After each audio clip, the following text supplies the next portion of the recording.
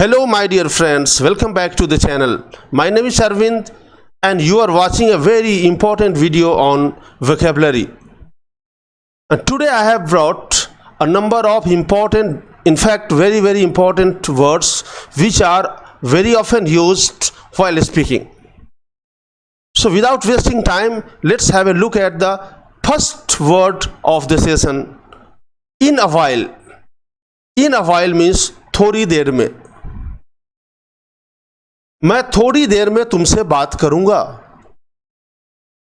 I'll speak to you in a while. वह थोड़ी देर में नाश्ता करेगा. He'll have his breakfast in a while.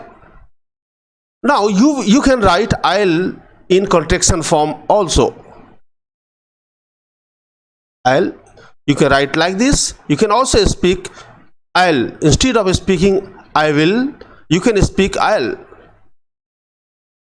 For a while, it means थोड़ी देर के लिए. मुझे थोड़ी देर के लिए यहां बैठने दो.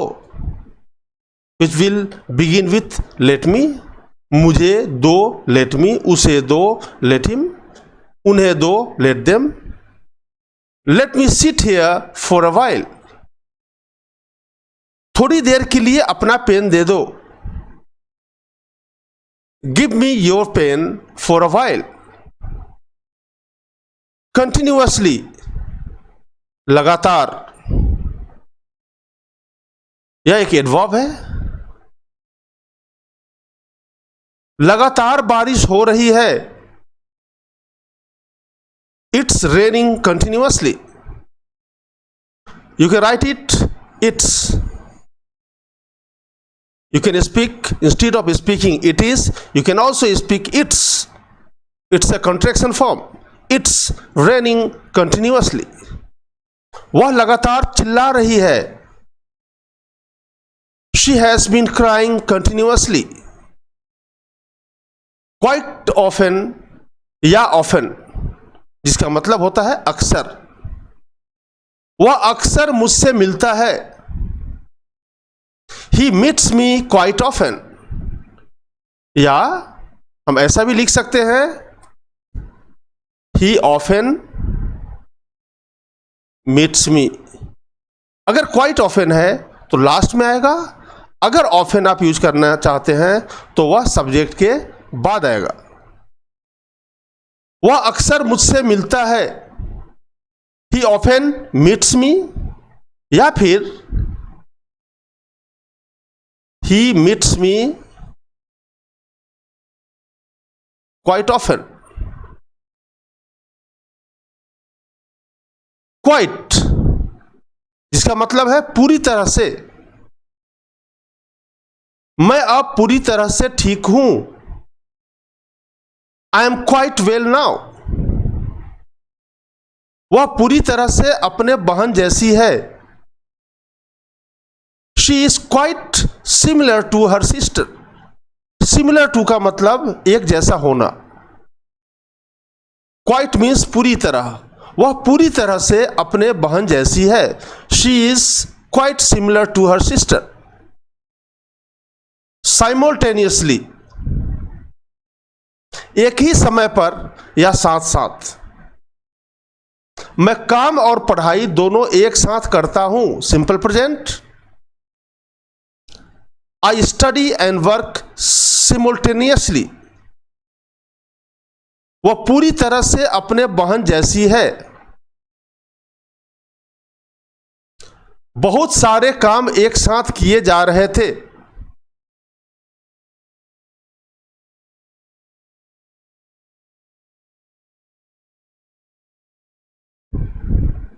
इसको करते हैं एलिमिनेट.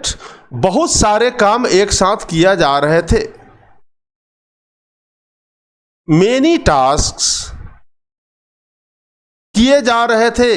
प्रेजेंट कंटिन्यूअस का passive form. Many tasks were being performed simultaneously. Needless मतलब जरूरत नहीं, कहने की जरूरत नहीं कि वह बुद्धिमान है। Needless to say that he is intelligent, पूछने की जरूरत नहीं, वह नहीं बताएगा।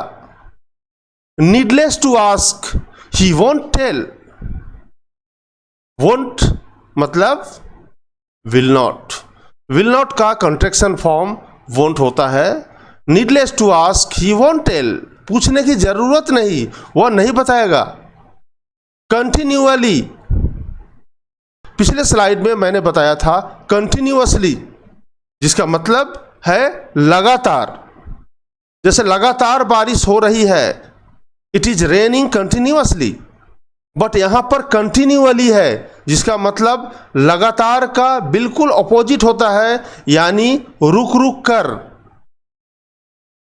बारिश रुक रुक कर हो रही है। It is raining continually, not continuously, it is raining continually, it's raining continually. वह रुक रुक कर पढ़ाई कर रहा है, he is studying continually. Pass by, pass by मतलब बगल से गुजरना, किसी के बगल से गुजरना, मेरे बगल से गुजरना, आपके बगल से गुजरना, पास बाई। वह मेरे बगल से गुजरा, simple past. He passed by me, उसके बगल से कौन गुजर रहा है? Who is passing by him. Of no avail या ऑफ नो यूज, इसका मतलब है कोई फायदा नहीं। डॉक्टर के यहां जाने का कोई फायदा नहीं। It's of no avail going to a doctor. मैं प्रिंसिपल से मिला लेकिन कोई फायदा नहीं। I met the principal but of no use, या I met the principal but of no avail. यहां भी हम यूज कर सकते हैं it's of no avail going to a doctor, या it's of no use going to a doctor. Doctor के यहां जाने का कोई फायदा नहीं, मुझे यहां रुकने का कोई फायदा नहीं। It's of no use staying here, या it's of no use staying here, या it's of no avail staying here. Worthwhile, worthwhile means फायदे का सौदा या लाभदायक। वहां जाने का कोई फायदा नहीं। It's not worthwhile going there, क्या वहां जाने का कोई फायदा है? Is it worthwhile going there? Worthwhile, मुझे यह काम करने का कोई फायदा नहीं। It's not worthwhile doing this work, मुझे स्कूल जाने का कोई फायदा नहीं। It's not worthwhile going to school, मुझे इस वक्त मार्केट जाने का कोई फायदा नहीं। It's not worthwhile going to market right now. All the while, all the while का मतलब होता है पूरे दिन, पूरे वक्त या सारे वक्त। अक्सर हम यूज करते हैं मैं सारा वक्त संगीत सुन रहा था। I was listening to music all the while, या I kept on listening to music all the while। वह सारे वक्त टीवी देखती रही। She kept on watching TV all the while। Shark, shark means होता है जी चुराना या जिम्मेदारियों से भागना। आपको कोई काम दिया गया, उस काम को आप करना नहीं चाहते हैं, उस काम को कर नहीं रहे हैं, अब बहुत तरह तरह के अलग अलग तरह के बहाने बना रहे हैं, यानी यू आर शर्किंग। जी चुराना यानी आप जी चुरा रहे हो, आप जिम्मेदारियों से भाग रहे हो। वह हमेशा जिम्मेदारियों से जी चुराता है या वह हमेशा जिम्मेदारियों से भागता है। He always shirks responsibilities. हमें जिम्मेदारियों से जी नहीं चुराना चाहिए। We shouldn't shirk responsibilities. Rip off rip off का मतलब होता है लूटना। लूटना मतलब ऐसा नहीं कोई सामान नीचे बिखरा हुआ है उसे हम लूट रहे हैं, ये भी नहीं होता है।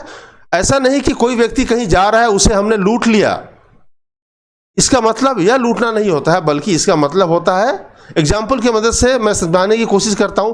किराना दुकान वाला मुझे लूट रहा था, यानी 1 के 4 ले रहा था, लूट रहा था।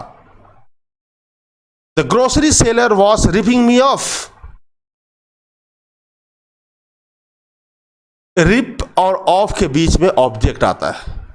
रिपिंग ऑफ मी नहीं होगा, रिपिंग मी ऑफ। अगर ऑब्जेक्ट है तो ऑफ से पहले ऑब्जेक्ट आएगा। मैं तुम्हें सब्जी वाले के द्वारा लूटते हुए नहीं देख सकता, नहीं देख सकता, मैं तुम्हें नहीं देख सकता। I can not see you लूटते हुए, बीइंग रिप्ड ऑफ, किसके द्वारा? By a vegetable seller. I cannot see you being ripped off by a vegetable seller. Impose का मतलब है थोपना। वह अपना फैसला मुझ पर थोप दिया। He imposed his decision on me. वह अपना फैसला मुझ पर थोप दिया है, present perfect. He has imposed his decision on me. तुम अपनी मर्जी मुझ पर कैसे थोप सकते हो? How can you impose your will on me? Of hand का मतलब है बिना किसी तैयारी के, बिना किसी प्रिपरेशन के। ऑफ हैंड, वह बिना किसी तैयारी के भाषण दिया। He delivered the lecture of hand, भाषण देना deliver the lecture होता है। He delivered the lecture of hand, वह बिना किसी तैयारी के भाषण दिया, सिंपल पास्ट। मैं बिना किसी तैयारी के इंटरव्यू दिया। I attended the interview offhand, या I faced the interview offhand. To take a sigh of relief, चैन की सांस लेना। काम खत्म करने के बाद उसने चैन की सांस ली, simple past. He took a sigh of relief after completing the work. मैंने चैन की सांस ली। I took a sigh of relief. Unnecessarily, बेवजह या फालतू में। तुम फालतू में शोर मचा रहे हो। You are making a noise unnecessarily, या you are unnecessarily making a noise. तुम बेवजह यहां बैठे हो। You are unnecessarily sitting here.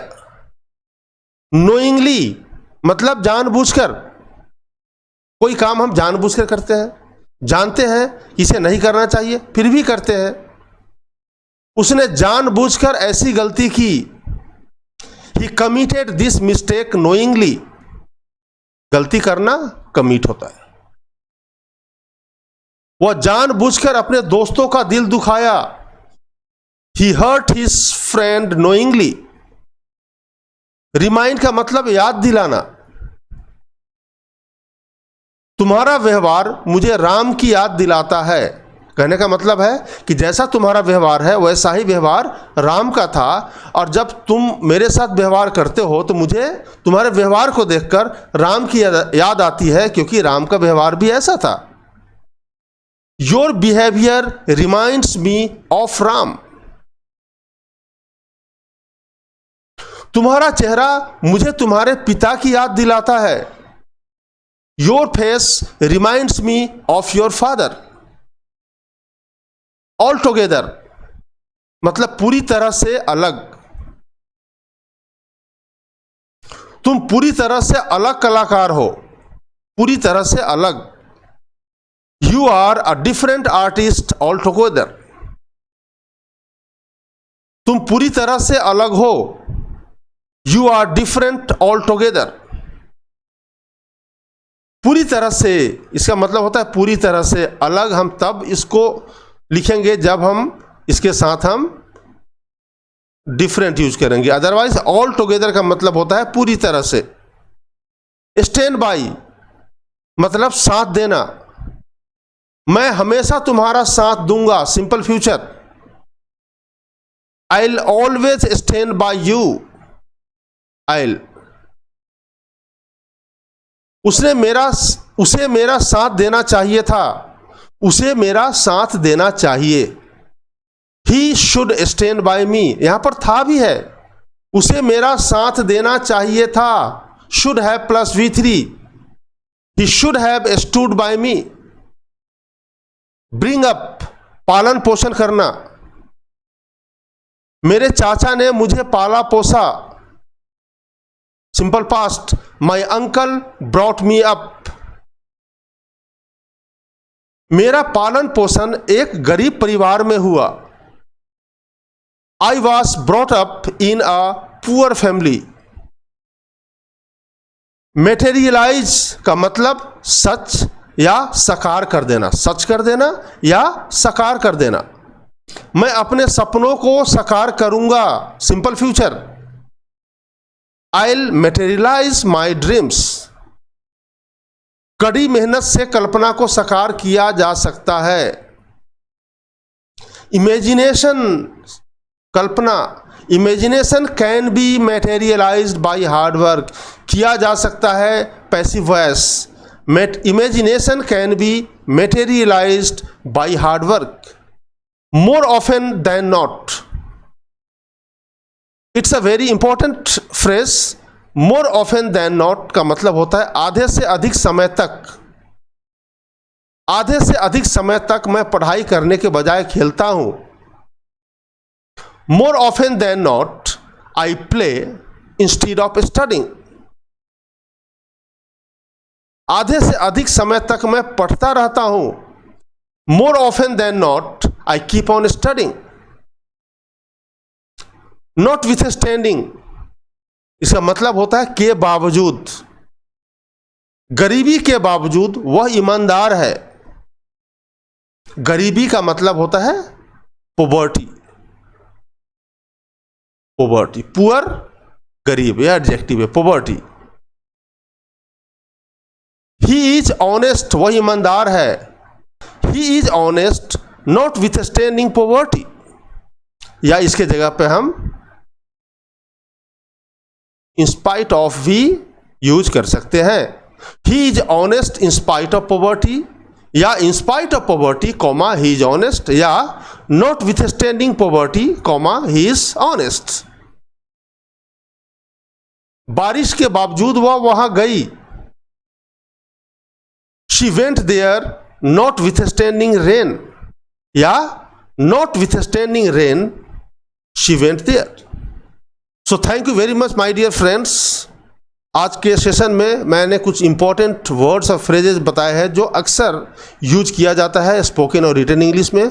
Spoken English के लिए फिर से मैं रिपीट करता हूँ, टेंसेस का स्टडी बहुत ज़रूरी है। सो सबसे पहली बात है टेंसेस का स्टडी कीजिए, टेंसेस का कंसेप्ट क्लियर कीजिए। सेकेंड कंडीशनल वेरी इंपॉर्टेंट, उसका कंसेप्ट क्लियर कीजिए।